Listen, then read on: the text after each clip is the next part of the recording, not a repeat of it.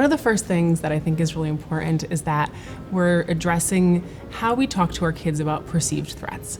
What that means is that we want them to know that when there's something going on that maybe is scary or threatening, that our reactions are going to be fact-based and rational and calm, even if it is a little bit overwhelming. And one of the things that's really important is talking to your kids about it. So sometimes we think, oh, kids don't know, but they're hearing things in schools and on buses, and talking to them when you have some time is really important. The next piece is giving factual, brief, age-appropriate information. For really small kids, that might look like something like, there's a new sickness going around, and you might have heard of it in school, and doctors and scientists are working really hard to figure out how we treat this.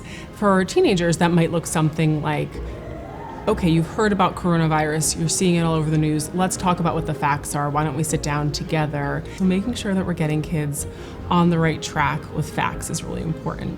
When there is a threat, kids feel out of control. So if parents are going around panicking, it's on every news media outlet, it's all over social media, that feels very out of their control. And what we know, public health-wise, is there are some things we can do to help.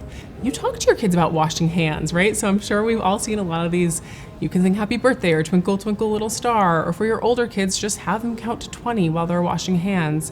You can talk about healthy sleeping, healthy eating. We can talk about things like coughing into our elbows and not maybe handshaking or hugging friends at school as much. Those are things that actually make kids feel very in control. You want to make sure that if they do ask a question that's hard, that you're gonna give them the true answer. So even for little guys, if they say something like, are people dying from this? The response might be similar to what I'd respond to a young child with any other virus, which is, sure, once in a while that does happen. People get very sick and die. We know that's a small percentage. Per public health, we also know younger kids tend to get a little bit less sick from this one. So being honest and upfront, but also keeping it brief and appropriate to their age.